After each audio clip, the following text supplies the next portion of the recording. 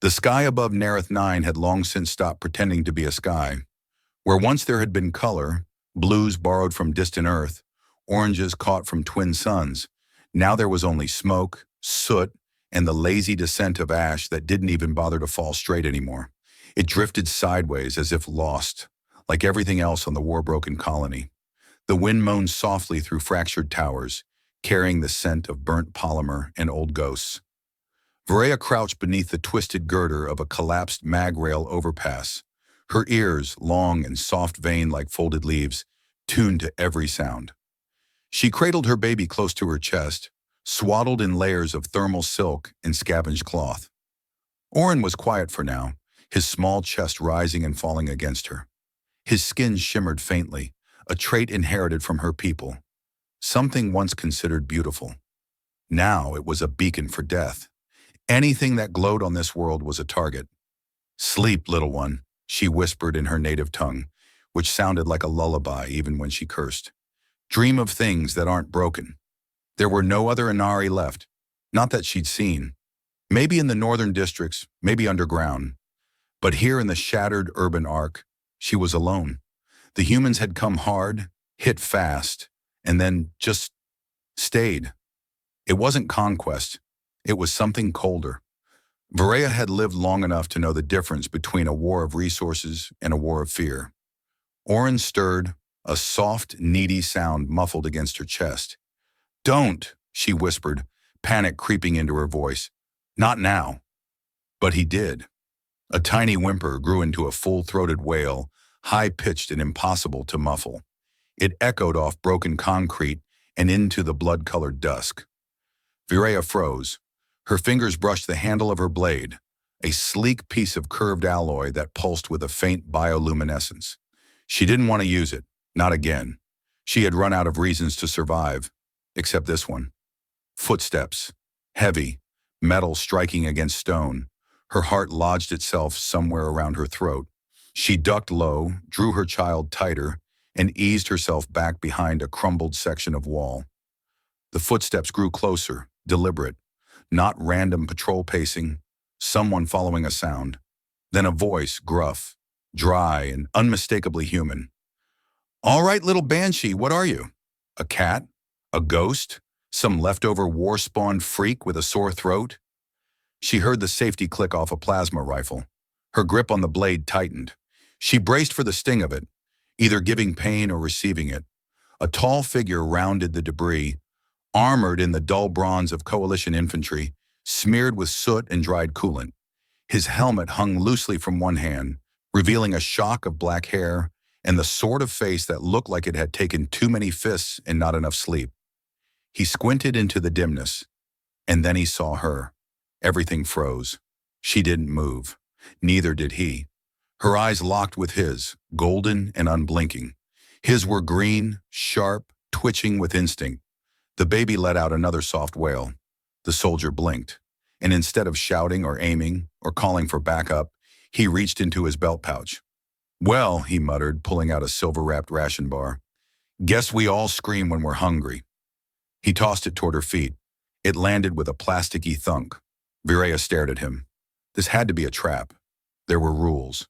Kill the enemy on sight, especially if they weren't human, especially if they had long ears and shimmering skin. But his rifle stayed down. He didn't move forward. "Go on," he said, voice softer now. "It's mostly edible. Might turn your insides into gelatin, but hey, you'll die fed." Her fingers unwrapped the bar with cautious precision. She sniffed it, compressed nutrients and synthetic almond, and touched it to Oren's lips. The baby suckled weakly. The soldier watched, then crouched a little. Not close, not aggressive, just tired. "I'm Corporal Dax Morrow," he said. "Don't worry, I don't expect a name in return. Just figured I'd rather talk to a long-eared lady than shoot her." Varela raised an eyebrow. Slowly, warily, she replied in thickly accented standard. "You are strange, Dax Morrow." He grinned. "Lady, if you knew how many times I've heard that." A silence followed, tense, but not hostile. Behind Dax, the city moaned again, another tower collapsing somewhere in the distance. Lights flickered on the horizon where drones still patrolled, oblivious to moments like this. She should run. She knew it. but her legs wouldn't move. Not because of fear, because she didn't want to. "You are not following orders," she said quietly. "Story of my life," he replied. "You know, I once got reassigned for using a medical drone to microwave a burrito." Her ears twitched. A tiny involuntary laugh escaped her. It startled them both. Dax grinned wider. "Told you, I'm full of bad decisions." They stayed there a while, not speaking, just listening, to the baby breathing, to the city groaning, to the war that still raged somewhere too close and too far. Eventually, he gestured toward a nearby wrecked transport shuttle with a partially intact interior. "I know a place," he said. "Doctor, warmish. Smells like burnt coolant and maybe a little regret." Varela hesitated. He shrugged. "Suit yourself. Just thought it'd be better than hanging out where you scream for everyone and their deathbot to hear." She followed him. Inside the transport shell, lights flickered weakly from emergency reserves. The floor tilted slightly, but it was quiet. The walls hummed with residual heat. She found a corner and settled there. Dax took the other. "So," he said, leaning back, "you always carry babies into battle zones? Or is this a one-time deal?" Varela exhaled slowly. "He was born during the siege." "Yikes. That's a rough first birthday party." Another silence, this one less tense. The child stirred, then slept. Dax's voice softened. "I didn't think... we're told your people don't keep their young close. That you, I don't know, grow them in tubes or something." Varela rolled her eyes. "You believe everything your propaganda cube tells you?" "I believe spaghetti grew on trees until I was 11. Not the most critical thinker, me." Another sound, not laughter exactly, but the shadow of it. Varela let herself lean back against the wall, still wary, but just a fraction less alone. And outside, the ash continued to fall. By morning, if you could call the dim, amber glow bleeding through the fractured hull. Morning, the baby was still asleep, and Dax was balancing a cracked, portable heater on 2 stacked rations like a makeshift shrine to poor engineering. "If this explodes," he said without turning around, "I want it on record that it was for science, and also because I'm really sick of cold food." Varela watched him, one brow arched. Her long ears twitched in disbelief. "You are heating protein cubes with an ammunition battery." "Correction," he said, grinning as sparks leapt from the base. "I'm gourmet heating them. Big difference." The battery sputtered, and with a final pop, a faint warmth pulsed into the air. Dax leaned back proudly. "Voila! 1-star dining experience. Michelin? Never heard of her." She allowed a small, slow shake of her head. "You humans and your stubborn desire to die creatively. We prefer the term improvisational survivalists. Very edgy, very tragic." The faint moment of peace stretched as they sat in the hollowed-out cabin of the derelict transport. Panels blinked dimly around them, flickering with ghosts of circuitry that hadn't realized the war was over, at least in this part of the city. The outside world felt like a distant snarl. Inside, surrounded by scorched walls and hushed machinery, they had carved out a pocket of stillness. Oren stirred and gave a soft coo, barely a sound, but it still brought Varela to full alertness. Her instincts hadn't dulled, only shifted. She touched his cheek gently, her hand trembling with exhaustion more than fear. When she looked up, Dax was already watching, curiosity and something else flickering in his eyes. "So," he said carefully, "you said he was born during the siege. How'd you survive it?" She hesitated. "The tunnels. Inari dwellings run deep. We built them that way after your kind first came." He winced a little at the phrasing but didn't argue. "My unit cleared those tunnels," he muttered. "At least, we thought we did." "You didn't look hard enough." There was no venom in her voice, just a quiet truth. She wasn't interested in blame, at least not at the moment. There were too many ghosts already dancing around them. Still, Dax looked away for a second, rubbing at his jaw as if scrubbing the guilt out. "You know," he said after a beat, "there was a rumor going around camp. Said the Inari had a secret underground archive, genetic memory vault or something. Like, you guys saved your history in blood." "It's not rumor," Varela replied, settling the child against her. "It's heritage. My people record life through inherited memory. Each child receives the echo of generations. We do not write books. We become them. Dax blinked. So, your kid's basically a walking library? She nodded. He carries the voices of hundreds. Every word my grandmother knew. Her mother before her. Back to the first colonists from the home nebula. Damn, Dax said, leaning forward. And here I am proud because I remembered my sister's birthday 2 years in a row. Varela smirked. It was a rare expression. Not quite a smile, but lighter than her usual guardedness. Your people forget because you rely on machines. We remember because forgetting costs us lives. Philosophical, he said, then frowned. Also a little ominous. Are all Inari this intense, or are you just the special edition? I am standard model, she replied flatly, and that time he did laugh.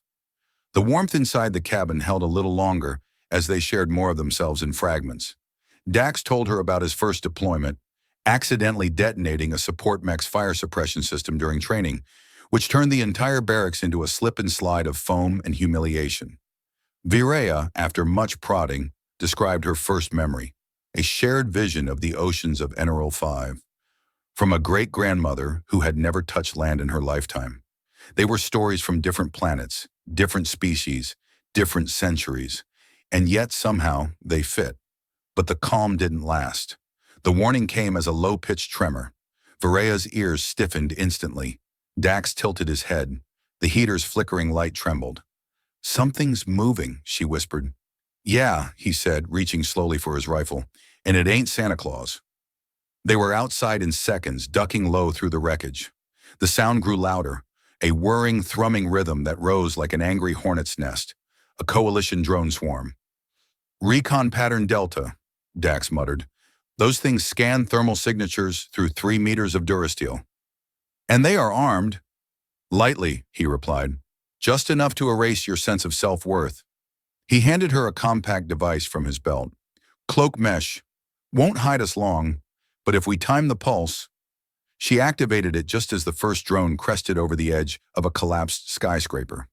It was sleek, black, and insectile, its lenses swiveling like the eyes of a predator too bored to be surprised. They crouched behind a fallen support beam. Oren began to fuss. No, no, no, no, Dax whispered urgently, rocking in place like a soldier trying to soothe a grenade.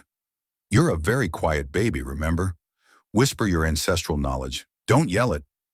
Virea's hand tightened over the blanket. The cloak mesh fizzled. On my count, Dax whispered. We run to that underpass. You trust me? No, she replied, but I'm out of options. They ran. The drone locked on a second too late. Energy rounds snapped into the stone beside them, kicking up clouds of debris. Dax fired over his shoulder, hitting nothing but air and regret. Remind me to teach you how to use cover, Virea shouted. I was homeschooled. They dove under the overpass just as the drone clipped the edge of the concrete. Sparks and metal shards rained down. The swarm veered overhead, recalibrating, but already fading into the city beyond. Dax groaned, rolling onto his back. Whew, that was invigorating. Virea didn't respond immediately. She cradled Oren, checking him carefully. He stared up at her, eyes bright, utterly unfazed by the chaos. Then slowly, she turned to Dax. You saved us. Please let the official record show I am very brave and moderately foolish. You did not have to help. Dax gave her a lopsided grin. Yeah, but the alternative was letting a baby library get turned into space dust. Seemed rude. She looked at him for a long time, as if trying to read something deeper. And then, softly, she said, You are not what I expected from a human soldier. Lady, he said, propping himself up, I'm not what I expected from a human soldier. And for a while, laughter was louder than the war. The days bled into each other like watercolors in rain, soft at the edges, messy in the middle, and strange in hue. Nerith 9 remained a wasteland, a twisted sprawl of broken tech and scorched stone, but something inside it was shifting. Not in the landscape, no, that stayed as grumpy and inhospitable as ever, but in the people who still breathe within it. Or rather, the person. Dax Morrow was discovering he wasn't exactly the same man who'd wandered into a crumbling alley because a mysterious cry had ruined his breakfast plans. He knew it the day Varela shot him. To be fair, it was more of a warning shot. A harmless stun round aimed precisely at the drone crawling behind him, its tiny scanning arm twitching like a paranoid chihuahua. But still, technically a bullet had left a weapon with his general direction involved. "You could have warned me first," he said, blinking through the stun's residual static. "And missed the expression you made?" Varela said, deadpan. "Impossible." Dax rolled over and groaned. "I'm developing trust issues." "Good. It'll keep you alive." That was the way it went now.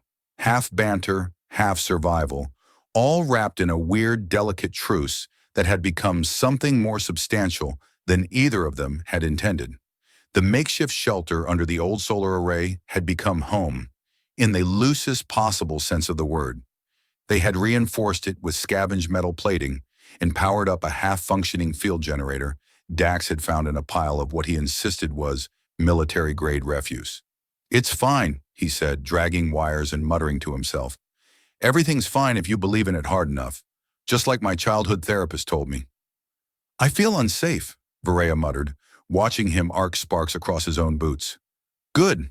That means it's working." Oren, for his part, was growing fast, alarmingly fast. His hair had begun to shift through shades of starlight silver, and when he giggled, lights pulsed in the air like tiny fireflies. Dax had spent an entire afternoon trying to trap one in an empty ration container, declaring himself a Firefly Wrangler, licensed and unregulated. Varela, arms crossed, had watched him chase invisible glimmers with the amused detachment of someone who wasn't sure if she was sheltering with a soldier or a spacefaring sitcom character. But not everything was jokes and jury-rigged miracles. The world outside their sanctuary kept moving. The war, according to intercepted broadcasts and scrambled coalition comms, was shifting direction. Human troops were pulling back from Nereth 9, consolidating their forces. Rumors whispered of an armistice, a treaty drawn not from peace, but from exhaustion. No one was winning anymore, just bleeding slower, and that changed things. "Extraction teams will be here in 5 days, Dax said one evening, his voice quieter than usual as they sat near the heater, Oren asleep between them. "They'll sweep the city for friendlies, and they'll scan for hostiles." Varela didn't answer. She simply stared into the soft blue glow of the heater's core. "They'll find you," he continued. "Find him, and I won't be able to stop it." Now she looked at him, not with anger, not even with fear, just tired knowing. "You could lie," she said. Dax let out a hollow chuckle. "I could barely lie about missing curfew back in school. Sorry, Mom. I was abducted by asteroid pirates, only works once, turns out." "So that's a no. That's a not yet." He stood, paced a little, ran a hand through hair that hadn't seen soap in too many days. "But I've been thinking. You said Inari passed down memory, that Oren carries the history of your people." "Yes. What if—" He hesitated. "What if we made sure someone else heard that memory? Someone human?" She frowned. "It's not a story you tell. It's something you become." "Right. So let's become it." They started building something the next day. A neural bridge, a hybrid device built from both Inari memory relays and human interface tech. It was sketchy. It was illegal. It was, Dax insisted, possibly the greatest unauthorized science experiment since Steve the engineer tried to weaponize cafeteria pudding. "But did that work?" Varela asked, skeptical. "Oh, totally," Dax grinned. "They're still patching holes in the mess hall." The device took shape. Wires like veins. A cradle for the child. A receiver for the host. Varela calibrated it using techniques older than the colony itself. Dax soldered with reckless confidence. And then came the moment. "You sure about this?" he asked, eyeing the sleek silver interface that now hummed between them. "You will not be the same," he smirked. "Honestly, that's the goal." She placed Oren gently into the relay cradle. He blinked up, eyes glowing softly. The hum deepened. Lights danced around them. Then Varela placed her hand on Dax's chest. Not a gesture of romance, a gesture of grounding. Breathe, she said. He did. The bridge activated. Dax jolted.